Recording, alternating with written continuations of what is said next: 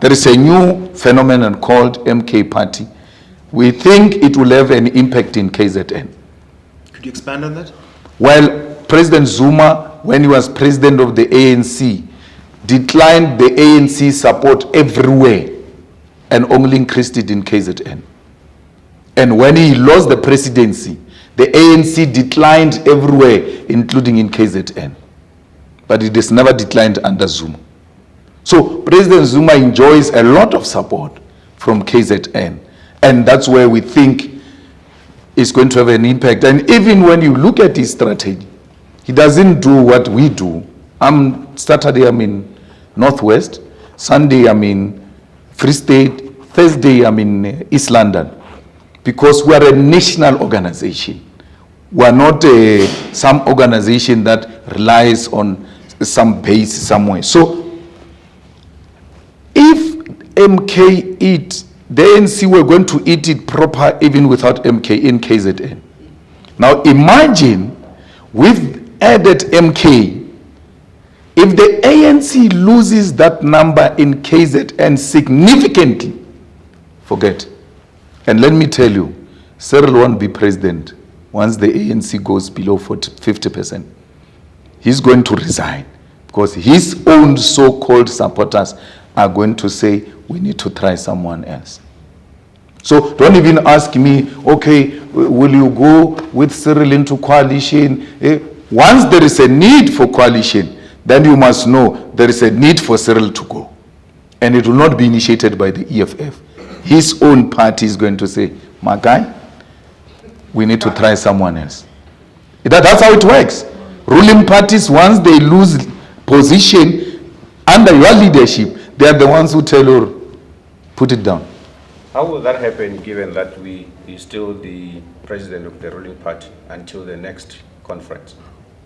But Cyril resigned when Phala a panel report came. He resigned. So you have a president who's there by the body, but the soul is gone.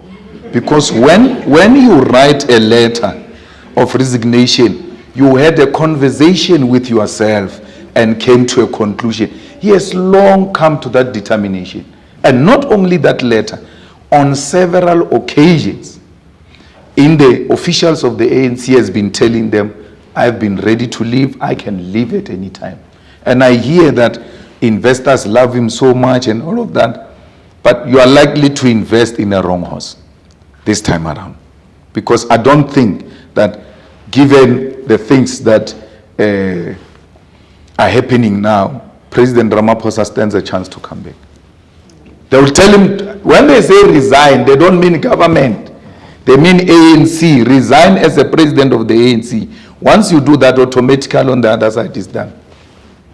Who in your mind is likely to come? It's their own problem. Don't ask me about people of next door. I don't choose leaders for the ANC. Ask me about EFF and how we're going to do it. I don't know. You always know. You always know. I don't know. Coalition politics and all of what do we do about all of that? I'm saying in that context of what's been happening in the country, how do we understand the breakaways? Or just take the MK party.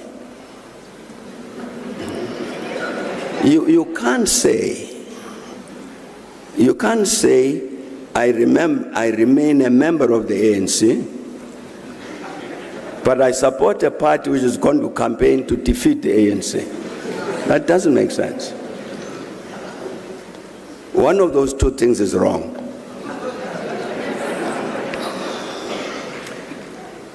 So in terms of these breakaways from the ANC, take that breakaway. You can understand it. It is led by the same people who tried to destroy SARS. It's exactly the same people. It is exactly the same people. So you can understand who they are.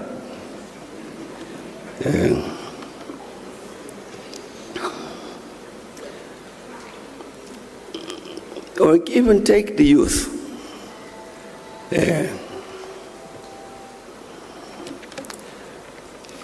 Take the Youth League of the ANC.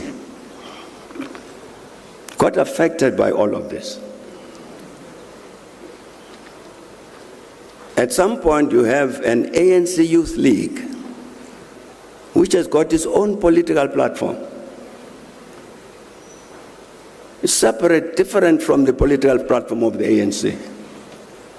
It can't be ANC Youth League, it must be somebody else's Youth League. What happened?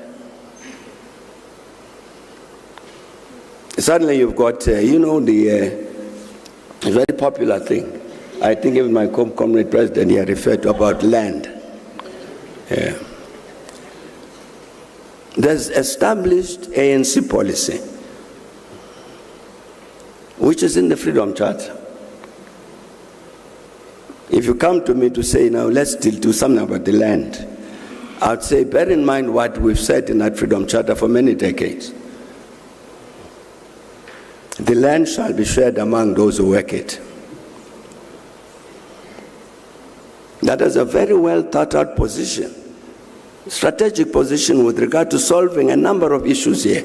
The national question, the land question, how do we handle it? No, somebody pops up. No. Let's take the land and give it to our people. So I say, I belong to the ANC. Who, according to the ANC in South Africa, is not our people? There's nobody who's not our people. Mr. Zuma and yourself, or Mr. Zuma and any other leader in the EFF, in terms of him coming to the EFF and joining the EFF, or endorsing the EFF? No, I spoke to him. I had a discussion with President Zuma, and I said to him, I've never asked Winnie Mandela to join the EFF because it would have been unfair on me to ask Winnie to join the EFF, because all her life she knows ANC, and if she comes here, she's going to say Viva ANC in a EFF meeting, because that's her DNA, and I won't ask you to do that, because I know. That's why he says I'm a member of the ANC, but I will support MKP, because that's how they are. Their DNA is ANC. So I said to him, endorse that thing he did with MKP. I asked him to do it with the EFF, that you don't have to be a member, you don't have to do anything.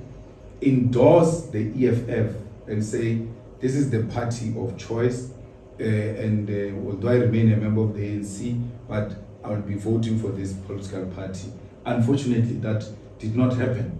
But because I'm not Schumann, I'm not scared to propose. So if you deny my proposal or refuse my proposal, it's okay. Move right along. I've made an attempt, and as I listen to the language spoken now by President Zuma, it might be this or that we don't agree with, but we're not far apart, and we are likely to converge beyond the elections. Our concentration now, correctly so, should be on gathering as many votes as possible.